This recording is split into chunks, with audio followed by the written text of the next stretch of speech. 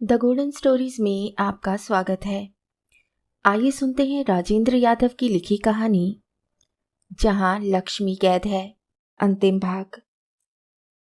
उसका दिल धसक चला। रूपाराम अभी हाफ रहे थे। गोविंद सिर झुकाए ही हिसाब किताब जोड़ता रहा।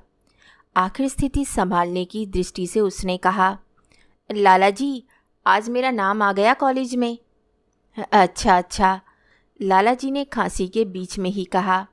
वे एक हाथ से डंडे को धरती पर टेके थे, दूसरे हाथ में कलाई तक गोमुखी बंधी थी, जिसके भीतर उंगलियां चला चला कर वह माला घुमा रहे थे और उनका वे हाथ टोटा सा लग रहा था। वातावरण का बोझ बढ़ता ही चला गया था कि एक घटना हो गई।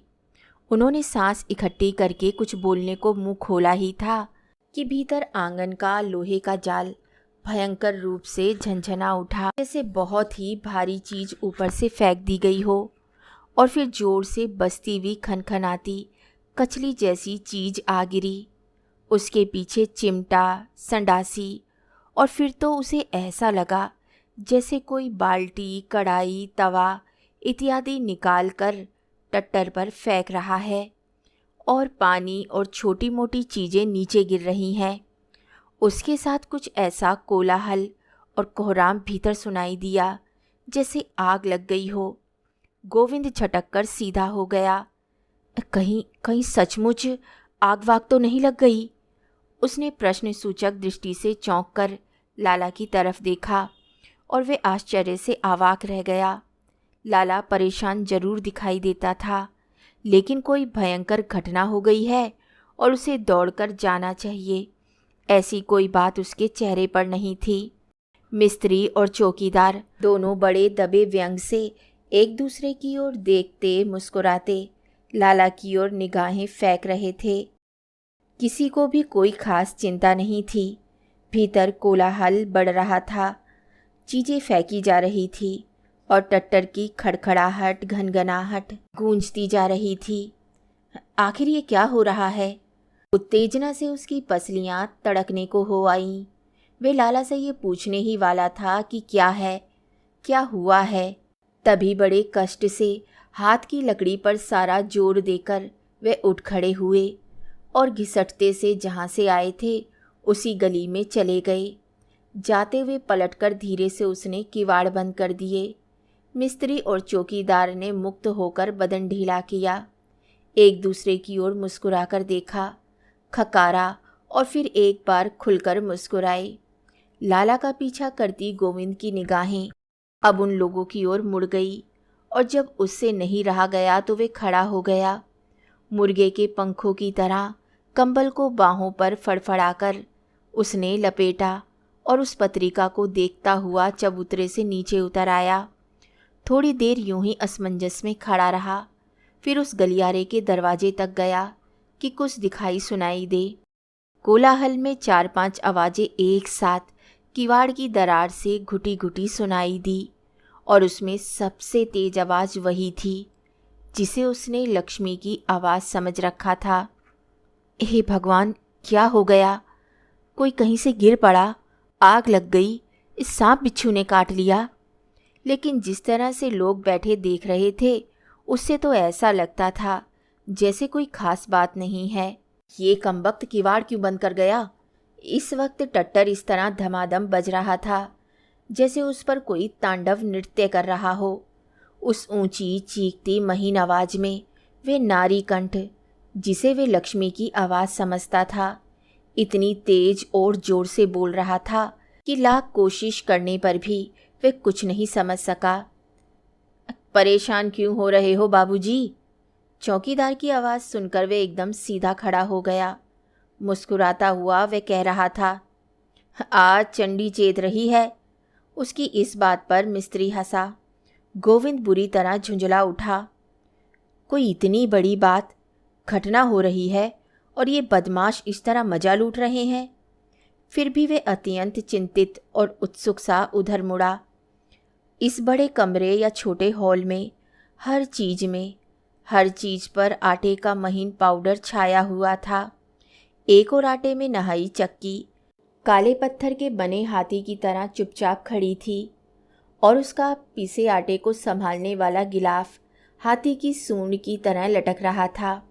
उसी की सीध में दूसरी दीवार के नीचे मोटर लगी थी, जहाँ से एक चौड़ा पट्टा चक्की को चलाता था। इतने हिस्से में सुरक्षा के लिए एक रेलिंग लगा दिया गया था। सामने की दीवार में चिपके लंबे चौड़े लाल चकोर तख्ते पर एक खोपड़ी और 2 हड्डियों को क्रॉस के नीचे खतरा और डेंजर लिखा था। उसके चबूतरे की बगल में ही छत से जाती जंजीर में एक बड़ी लोहे की तराजू कथाकली की मुद्रा में एक बांह ऊंची किए लटकी थी, क्योंकि दूसरे पलड़े में मन से लेकर छटांग तक के बाटों का ढेर लगा था।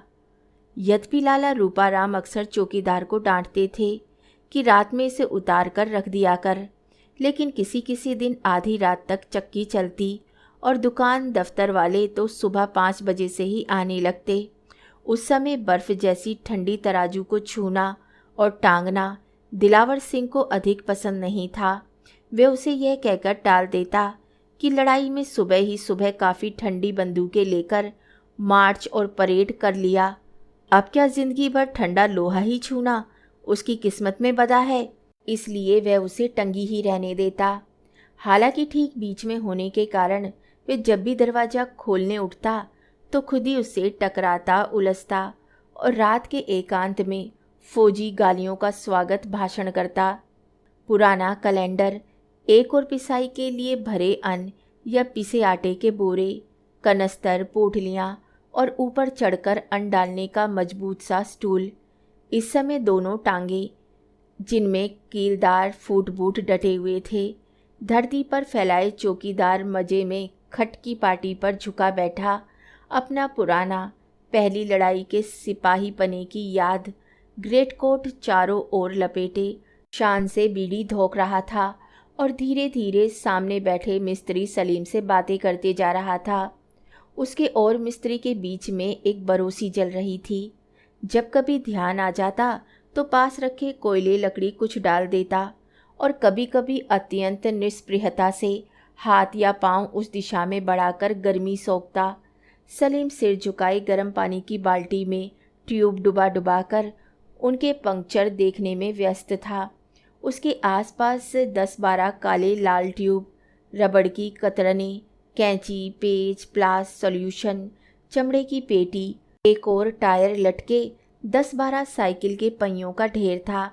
अपने इस सामान से उसने आधे से ज़्यादा कमरा घेर लिया था। जब गोविंद उसके पास आया तो वे सिर झुकाए ही हंसता हुआ ट्यूब के पंक्चर को पकड़कर कान में लगी कोपिंग पेंसिल को थूक से गीला करते हुए निशान लगाता हुआ जवाब दे रहा था। ये कहा जमादार साहब ने। फिर एक भौं को जरा तिरछी करके बोला, लाला कुछ नामा ढीला करे तो उसकी लड़की पर जिनका साया है। इसका इलाज तो हम अपने मौलवी बदरुद्दीन साहब से मिनटों में करा दें। गोविंद का माथा ठनका। लाला की किसी लड़की पर क्या कोई देवी आती है? उसे अपने गांव की एक ब्राह्मणी विधवा तारा का एकदम ध्यान हो आया। उसे भी जब देवी आती थी तो घर के बर्तन उठा उठा कर फेंकती थी। उसका सारा बदन ऐंठने लगता था, मुंह से झाग आने लगते थे, गर्दन मरोड़ खाने लगती थी, आंखें और जीभ बाहर निकलने लगती थी। कौन लड़की है लाला की?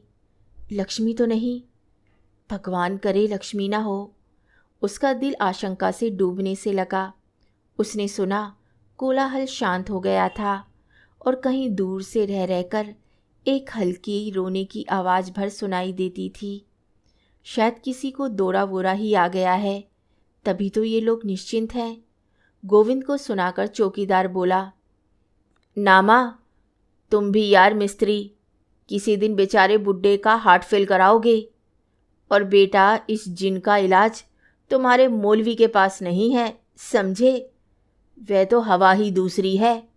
आओ बाबूजी बैठो। चौकीदार ने बैठे बैठे स्टूल की तरफ इशारा किया। असल में वे गोविंद को बाबूजी जरूर कहता था, लेकिन उसका विशेष आदर नहीं करता था। एक तो गोविंद कस्बे से आया था और उसे शहर में चौकीदारी करते हो चुके थे नगद 20 साल। दूसरे वे फौज में रहा था और कैरो तक घूम आया था। उम्र अनुभवी में वे अपने को गोविंद से ज़्यादा ही समझता था, लेकिन गोविंद को इस सब का ध्यान नहीं था। उसने स्टूल से टिककर जरा सहारा लेते हुए चिंतित स्वर में पूछा, क्यों भाई, ये शोरगुल क्या था? क्या हो रहा था? मिस्त्री ने सिर उठाकर उसे देखा और चौकीदार की मुस्कुराती नज़रों से उसकी आंखें मिली। उसने अपनी खिचड़ी मूंछों पर हथेली फेरते हुए कहा, कुछ नहीं बाबूजी, ऊपर कोई चीज़ किसी बच्चे ने गिरा दी होगी। मिस्त्री ने कहा, जमादार साहब झूठ क्यों बोलते हो? साफ साफ क्यों नहीं बता देते? अब इनसे क्या छिपा रहेगा? तू खुद क्यों नहीं बता देता? चौकीदार ने कहा और जेब से बीड़ी का बंडल निकाल लिया। कागज नोचकर आटे की लोई बनाने की तरह उसे ढीला किया, फिर एक बीड़ी निकालकर मिस्त्री की ओर फेंकी, दूसरी ओर दोनों तरफ से फूंका और जलाने के लिए किसी दहकते कोयले की तलाश में बरोसी में निगाहें घुमाते जरा व्यस्तता से बात जारी रखी। तुझे क्या मालूम नहीं है? इन दोनों की चहुल से गोविंद की झुंझलाहट बढ़ रही थी। उसे लगा जरूर ही दाल में कुछ काला है जिसे ये लोग टाल रहे हैं। मिस्त्री जीभ निकाले पंक्चर के स्थान को रेगमाल से घिस रहा था। वे जब भी कोई काम एकाग्र चित्र से करता तो अपनी जीभ को निकालकर ऊपर के होठ की तरफ मोड़ लेता था। उसकी चांद के बीच में उभरते गंजेपन को देखकर गोविंद ने सोचा कि गंजापन तो रईसी की निशानी है, लेकिन यह कमबख्त तो आधी रात में यहाँ पंचर जोड़ रहा है। उसने उसी तरह सिर झुकाए ही कहा, अब मैं बाबूजी को किस्सा बताऊं या इन ट्यूबों से सिर फोड़ूं? साले सड़कर हलवा तो हो गए हैं, पर बदलेगा नहीं। मन तो होता है सबको उठाकर इस अंगीठी में रख दूं। होगा सुबह सो देखा जाएगा। ये इतने ट्यूब हैं काहे के? जरा आत्मीयता जताने को गोविंद ने पूछा। हालत तो सचमुच इनकी बड़ी खराब हो रही है। आपको नहीं मालूम। इस बार काम छोड़कर मिस्त्री ने गौर से गोविंद को देखा। ये आपके लाला के जो 2 दर्जन रिक्शा चलते हैं उनका कूड़ा है। यह तो होता नहीं कि इतने रिक्शे हैं, रोज़ टूट फूट मरम्मत होती ही रहती है। हमेशा के लिए लगा ले एक मिस्त्री, दिन भर की छुट्टी हुई, सो तो नहीं, ट्यूब टायर मेरे सिर हैं और बाकी टूट फूट मिस्त्री अली अहमद ठीक करते हैं। फिर उनसे यूं ही पूछा, आप बाबूजी नए आए हैं? हाँ, 2-3 दिन ही तो हुए हैं। मैं यहाँ पढ़ने आया हूँ, गोविंद ने कहा। उसके पेट में खलबलाहट मच रही थी, लेकिन वे नए सिरे से पूछने का सूत्र खोज रहा था। तभी तो, मिस्त्री बोला, तभी तो आप ये सब पूछ रहे हैं। रात को इसका हिसाब रखते हैं ना? हाँ, थोड़े दिनों में अपने फर्जंद को भी आपसे पढ़वाएगा। अपने फर्जंद शब्द में जो व्यंग्य उसने दिया था उससे खुद ही प्रसन्न होकर मुस्कुराते हुए उसने चौकीदार की दीवी बीड़ी सुलगाई। अबे, उन्हें ये सब क्या बताता है? वे तो उसके गांव से ही आए हैं, उन्हें सब मालूम है। चौकीदार बोला। नहीं, सच, मुझे कुछ नहीं मालूम, गोविंद ने जरा आश्वासन के स्वर में कहा।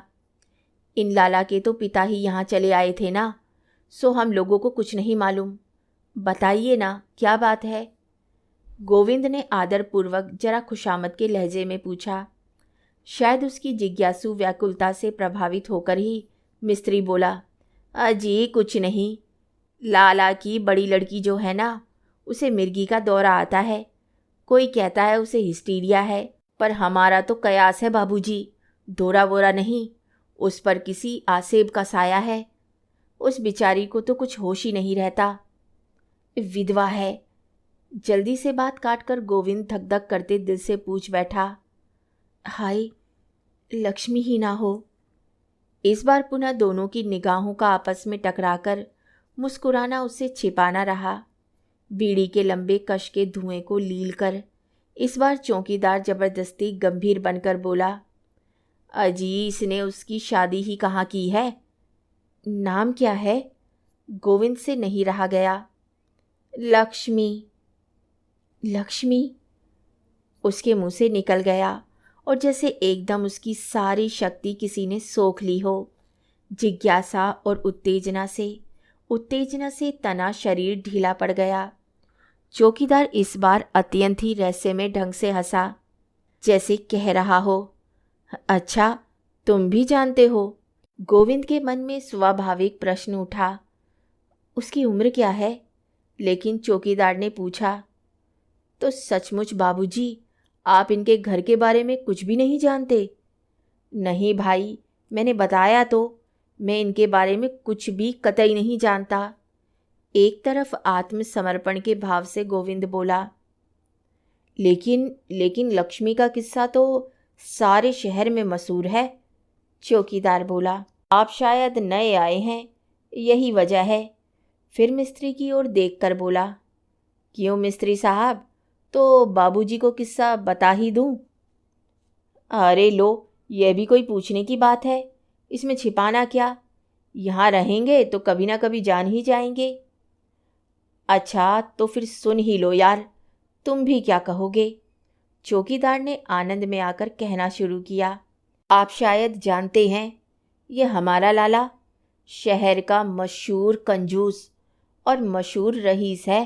भाई जो कंजूस होगा वो रईस तो होगा ही, मिस्त्री बोला। नहीं मिस्त्री साहब, पूरा किस्सा सुनना हो तो बीच में मत टोको। चौकीदार इस हस्तक्षेप पर नाराज हो गया। अच्छा सुनाओ। मिस्त्री बुड्ढों की तरह मुस्कुराया। इसकी ये चक्की है ना, सहालगों में इस पर हजारों मन पिसता है। वैसे भी 200-250 मन तो कम से कम पिसता ही है रोज। अफसरों और क्लर्कों को कुछ खिला पिलाकर लड़ाई के ज़माने में इसे मिलिट्री से कुछ ठेके मिल ही जाते थे। आप जानो, मिलिट्री का ठेका तो जिसके पास आया सो बना। आप उन दिनों देखते, लक्ष्मी फ्लोर मिल के हल्ले, बोरे यूं चुने रखे रहते थे जैसे मोर्चे के लिए बालू भर भर रख दिए हों। उसमें इसने खूब रुपया पीटा, मिलिट्री के गेहूं बेच दिए औने पौने भाव, और रद्दी सस्ते वाले खरीद कर कोटा पूरा किया। उसमें खड़ियाँ मिला दी, पिसाई के उल्टे सीधे पैसे तो इसने मारे ही। ब्लैक 420 चोरी, क्या क्या इसने नहीं किया। इसके अलावा एक बड़ी साबुन की फैक्ट्री और एक काफ़ी बड़ा जूतों का कारखाना भी इसका है। उसे इसके बेटे संभालते हैं। 25-30 रिक्शे और 5 मोटर ट्रक चलाते हैं। 10-12 से ज़्यादा इसके मान हैं, जिनका किराया आता है, रुपये सूद पर देता है। शायद गांव में भी काफ़ी ज़मीन इसने ले रखी है। एक काम है साले का, इतना तो हमें पता है, बाकी इसकी असली आमदनी तो कोई भी नहीं जानता। कुछ ना कुछ करता ही रहता है, भगवान ही जाने, रात दिन किसी ना किसी तिकड़म में लगा ही रहता है। करोड़ों का आसामी है। सबसे ताज्जुब की बात तो यह है कि सब सिर्फ इसी 25-26 साल में जमा की हुई रकम है।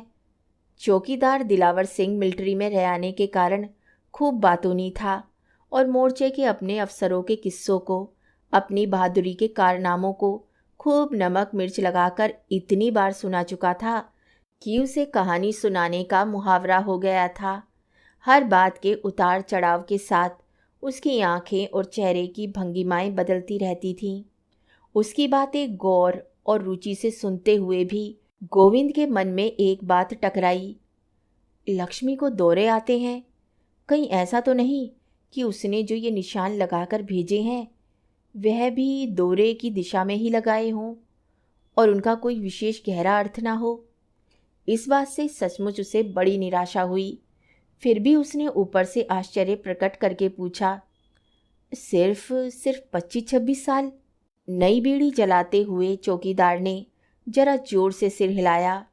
गोविंद ने सोचा, और लक्ष्मी की उम्र क्या होगी? और कंजूसी की तो हद आपने देख ही ली होगी। बुढ़ा हो गया है, सांस का रोग हो रहा है, सारा बदन कांपता है, लेकिन एक पैसे का भी फायदा देखेगा तो 10 मील धूप में हाफता हुआ पैदल जाएगा। क्या मजाल जो सवारी कर ले। गर्मी आई तो पूरा शरीर नंगा, कमर में धोती आदि पहने, आधी बदन में लपेटे। जाड़ा हुआ तो यही ड्रेस, बस इसी में पिछले 10 साल से तो मैं देख रहा हूँ। कभी किसी मकान की मरम्मत ना कराना, सफ़ेदी सफाई ना कराना, और हमेशा यही ध्यान रखना कि कौन कितनी बिजली खर्च कर रहा है। कहाँ बेकार नल या पंखा चल रहा है। लड़का है सो उसे मुफ्त के चुंगी के स्कूल में डाल दिया है। लड़की घर पर बैठा रखी है। एक एक पैसे के लिए घंटों रिक्शों वालों, ट्रक वालों से लड़ना, बहसें करना और चक्की वालों की नाक में दम रखना। उन्हें दिन रात यह सिखाना कि किस चालाकी से आटा बचाया जा सकता है। 20 रुपयों का आटा रोज होटल वालों को बिकता है, सो अलग। जिस दिन से चक्की खुली है, घर के लिए तो आटा बाजार से आया ही नहीं। आप विश्वास मानिए, कम से कम 12-15 हज़ार की आमदनी होगी इसकी। लेकिन सूरत देखिए, मक्खियाँ भिनभिनाती रहती हैं। किसी आने जाने वाले के लिए कुर्सी तक नहीं, पान सुपारी की तो बात ही दूर है। कौन ये कह देगा कि ये पैसे वाला है। यह उम्र होने को आई, बस सुबह शाम पैसे के पीछे हाय हाय। दुनिया के किसी और काम से मतलब ही नहीं है। सभा हो, सोसाइटी हो, हड़ताल हो, छुट्टी हो, कुछ भी हो, लेकिन लाला रूपाराम अपनी ही धुन में मस्त। नौकरों को कम से कम देना पड़े, इसलिए खुद ही उनके काम को देखता है। मुझसे तो कुछ इसलिए नहीं कहता कि मुझ पर थोड़ा विश्वास है। दूसरे मेरी ज़रूरत सबसे बड़ी है, लेकिन बाकी हर नौकर रोता है इसके नाम को। और मज़ा यह है कि सब जानते हैं कि झक्की है। कोई इसकी बात को ध्यान से सुनता नहीं। बाद में सब इसका नुकसान करते हैं। आसपास के सभी हंसते और गालियां देते हैं। बच्चे कितने हैं? चौकीदार को इन बेकार की बातों में बहकता देखकर गोविंद ने सवाल किया। हाँ हाँ, उसी बात पर आता हूँ, चौकीदार इत्मीनान से बोला। सच बाबूजी, मैं ये देख देख कर हैरान हूँ कि इस उम्र तक इसने ये दौलत जुटाई है। अब इसका ये कमबख्त करेगा क्या? लोग जमा करते हैं बैठकर भोगे, लेकिन ये राक्षस तो जमा करने में ही लगा रहता है। इसे जमा करने की ही ऐसी हाय हाय रही है कि दौलत किस लिए जमा की जाती है, इस बात को ये बेचारा बिल्कुल भूल गया है। फिर बड़े चिंतित और दार्शनिक मूड में दिलावर सिंह ने आग वाली राख को देखते हुए कहा, इस उम्र तक तो इसे जोड़ने की ऐसी हवस है कि ये इसका भोग कब करेगा। सचमुच बाबूजी, जब कभी मैं सोचता हूँ तो बेचारे पर बड़ी दया आती है। देखो, आज की तारीख तक ये बेचारा भाग दौड़कर लू धूप की चिंता छोड़कर जमा कर रहा है। एक पाई उसमें से खा नहीं सकता, जैसे किसी दूसरे का हो। अब मान लीजिए कल ये मर जाता है तो ये सब किसके लिए जमा किया है? बेचारे के साथ कैसी लाचारी है। मरकर जीकर नौकर की तरह जमा किए जा रहा है। न खुद खा सकता है, न देख सकता है कि कोई दूसरा छू भी ले। जैसे धन के ऊपर बैठा सांप, खुद उसे खा नहीं सकता, खाने तो खैर देगा ही क्या। उसकी रखवाली करना और जोड़ना। और लाला रूपाराम के प्रति दया से अभिभूत होकर चौकीदार ने एक गहरी सांस ली। फिर दूसरे ही क्षण दांत किटकिटाता हुआ बोला, और कभी कभी मन होता है छुरा लेकर साली की छाती पर चढ़ूं और मुरब्बे के आम की तरह गोदूं। अपने पेट में जो इसने इतना धन भर रखा है, उसकी एक एक पाई उगलवा दूं। चाहे खुद ना खाए, लेकिन जिसे अपने बच्चों को भी खिला पिला नहीं सकता, उस धन का क्या होगा? इसके कितने बच्चे हैं? इस बार फिर गोविंद अधीर हो गया। असल में वे चाहता था कि दार्शनिक उद्गारों को छोड़कर वे जल्दी से जल्दी मूल विषय पर आ जाए, लक्ष्मी के विषय में बताए। वर्णन में बह जाने की अपनी कमजोरी पर चौकीदार मुस्कुराया और बोला, इसके बच्चे हैं 4, बीवी मर गई, बाकी किसी नातेदार रिश्तेदार को झांकने नहीं देता। ऊपर तो कोई नौकर भी नहीं है, बस एक मरी मराई सी बुढ़िया पाल ली है। लोग बड़े भाई की बीवी बताते हैं। बस वही सारी देखभाल करती है। और तो किसी को मैंने साथ नहीं देखा। खुद के 3 लड़के और एक लड़की। बड़े 2 लड़के तो साथ नहीं रहते। इस बार मिस्त्री बोला, हाँ, वो अलग ही रहते हैं, दिन में एक आध चक्कर लगा जाते हैं। एक जूतों का कारखाना देखता है, दूसरा साबुन की फैक्ट्री संभालता है। इस साले को उन पर भी विश्वास नहीं है। पूरे कागज़ पत्तर हिसाब किताब अपने ही पास रखता है। नियम से शाम को वहाँ जाता है वसूली करने, लेकिन लड़के भी बड़े तेज हैं, जरा शौकीन तबीयत पाई है, इसके मरते ही देख लेना मिस्त्री, वो इसकी सारी कंजूसी निकाल डालेंगे। फिर याद करके बोलेगा, और क्या कहा तुमने? साथ रहने की बात। सो भैया, जब तक अकेले थे, जब तक तो कोई बात नहीं थी, लेकिन अब तो उनकी बीवियां आ गई है ना, एक आध बच्चा भी आ गया है घर में, सो उसे दिन भर गोद में लटकाए फिरता है। इसके घर में एक चंडी जो है ना, उसके साथ सबका निभाव नहीं हो सकता। एकदम गोविंद के मन में आया, लक्ष्मी, और वे ऊपर से नीचे तक सिहर उठा। कौन? कौन लक्ष्मी? उसके मुंह से निकल गया। जी हाँ, उसकी बदौलत तो ये सारा खेल है। वही तो इस भंडारे की चाबी है। वह ना होती तो ये तामझाम आता कहाँ से? उसने तो इसके दिन ही पलट दिए। नहीं तो था क्या इसके पास? इस बार ये बात चौकीदार ने ऐसे लटके से कही जैसे किसी रहस्य की चाबी हो। कैसे भाई, कैसे? गोविंद पूछ बैठा। उसका दिमाग चकरा गया। ये क्या विरोधाभास है?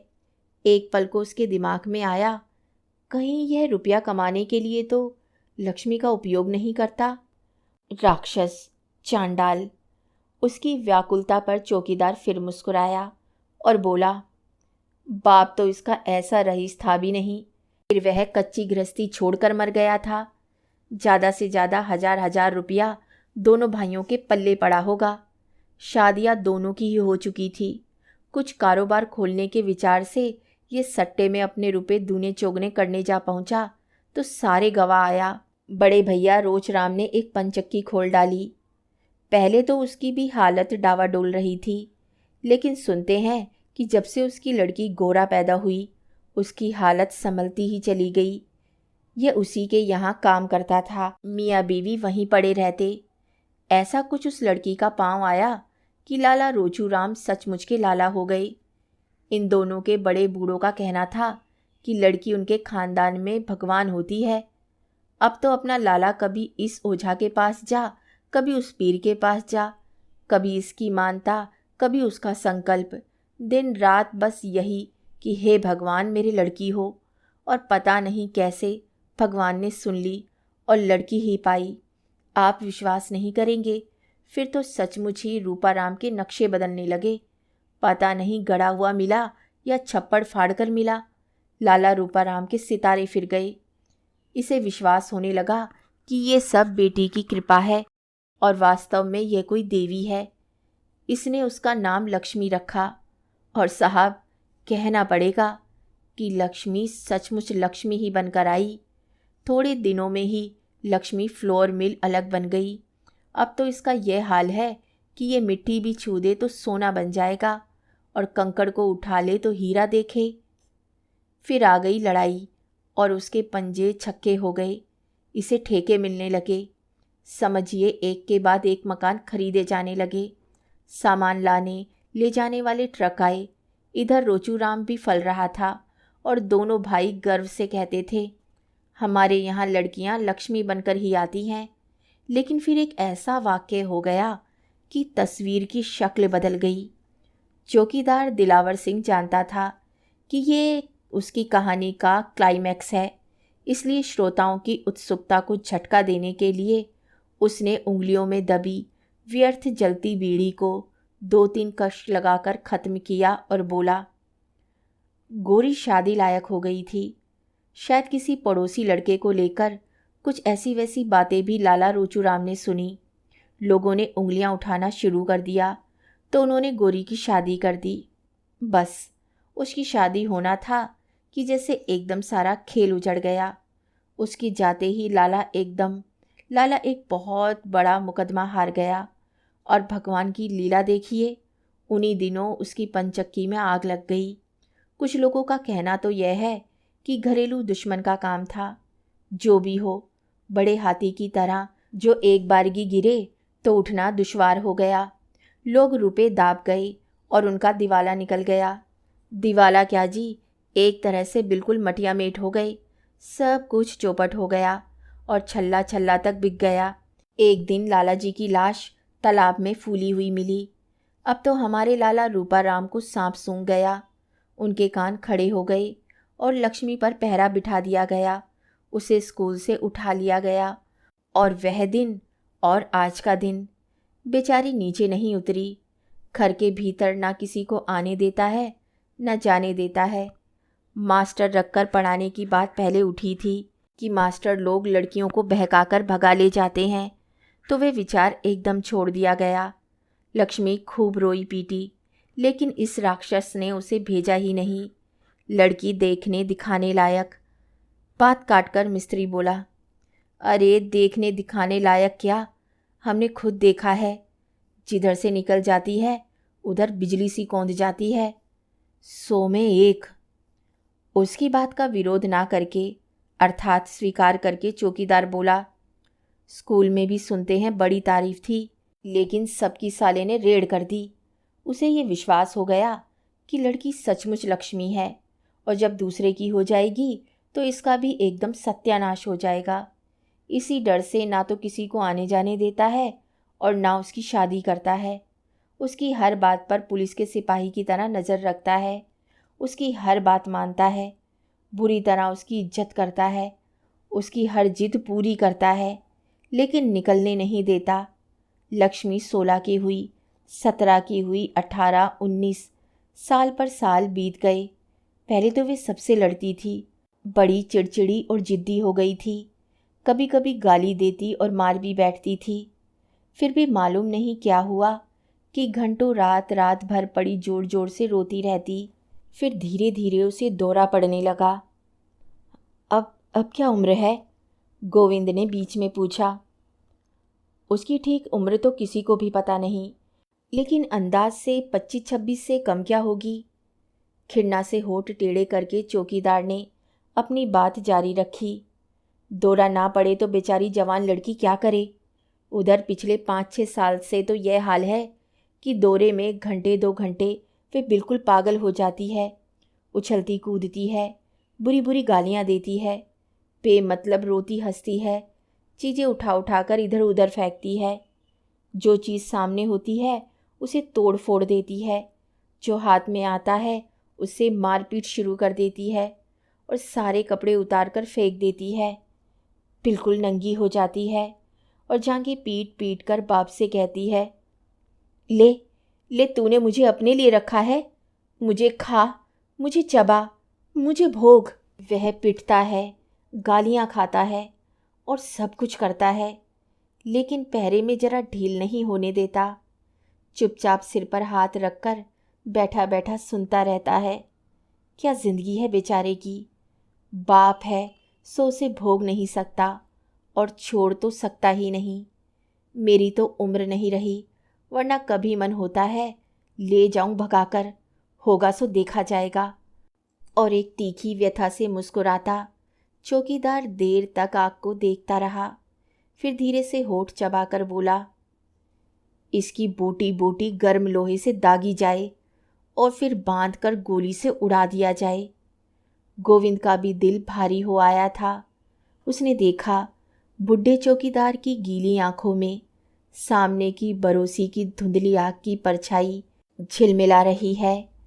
आधी रात को अपनी कोठरी में लेटे लक्ष्मी के बारे में सोचते हुए मोमबत्ती की रोशनी में उसकी सारी बातों का एक एक चित्र गोविंद की आंखों के आगे साकार हो आया। और फिर उसने अंधकार की प्राचीरों से घिरी गर्म गर्म आंसू बहाती मोमबत्ती की धुंधली रोशनी में रेखांकित पंक्तियां पढ़ी। मैं तुम्हें प्राणों से अधिक प्यार करती हूँ, मुझे यहाँ से भगा ले चलो, मैं फांसी लगाकर मर जाऊंगी।